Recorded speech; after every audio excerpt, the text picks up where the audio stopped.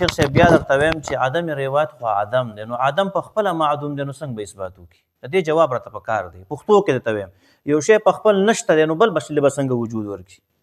لکه عدم روایت خو عدم دی، دا یاد ساتئ، عدم روایت دلیل نه دی په شرع کې، روایت العدم دلیل دی. دا خبره تاسو که څومره وکړئ نو دا سیټ نه راغلی. بل دې فرمایي چې معنی الاثار خبره یې وکړه چې زمان پکې یو جوشته شته دی، د هغې زه رد کوم، تردید به کوم چې سورة الفاتحه شته په نیت د ثنا باندې، که دغه پکې دغه خو زه قایل یم هېڅ مشکل نه جوړوي. بل د صورت ما ورته معانی شروع کړی وی چې د صلات دا معنی ده دا معنی ده، ټن زما ختم شو بیا نو دې د سورې توبې هغه چې لا تصلي نو هلته کې خو د دې څه معنی نشته دی. هماغه عام بیا رالی که نه د صلات ګوره متحد المعنی متکسر المعنی، بیا د متکسر المعنی څو قسمونه دي؟ څلور: مشترک، منقول، حقیقت، مجاز. مشترک دا منقول شرعي دی. اوس په منقول شرعي کې د دې خپله معنا موضوع له دعا ده، بیا نقل شوی ارکان مخصوصه وته. اوس تاسو ماته ووایئ چې دا لفظ مشترک دی، د لفظ مشترک نه په تعیین د یوه معنا کې قرینه پکار ده چې تاسو اوس په دې کې څه شی اخلئ. نو دا مرقات هم دا خبره جی ذکر کړې چې دا لفظ د صلات چې دی دا دعا ته ده. مرقات 26 نمبر صفحه کې فرمایي وی کلفظ الصلات کان فی الاصل بمعنى دعا ثم نقلوا شعر الى ارکان مخصوصه. دغه رنګې دا جی رشیدیه ده.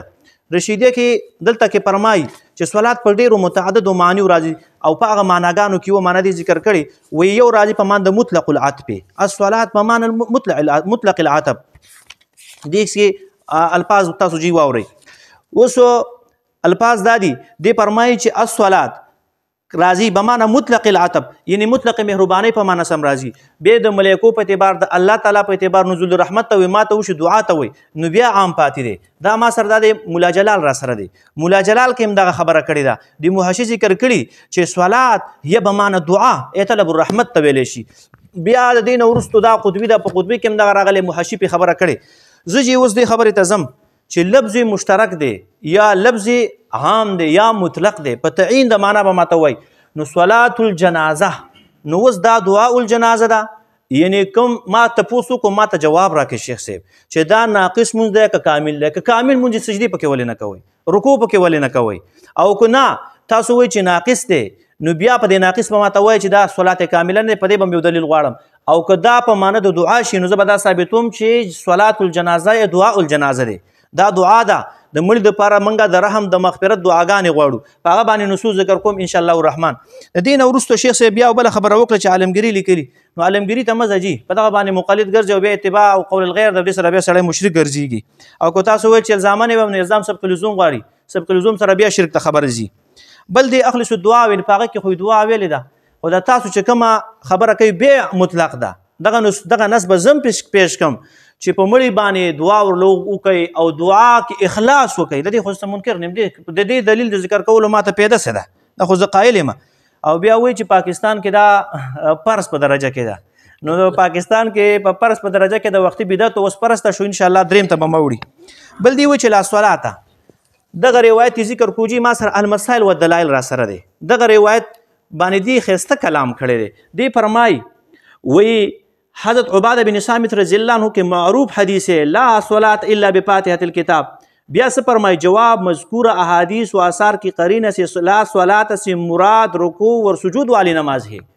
ناقص صلات درته نه یادوي چې لا صلاة الا بفاتحة الکتاب، او که ته وایې چې نه زه تخصیص کوم، په تخصیص باندې به ما تقرینه ښې، ځکه بدون القرینه زه دا نشم منلی.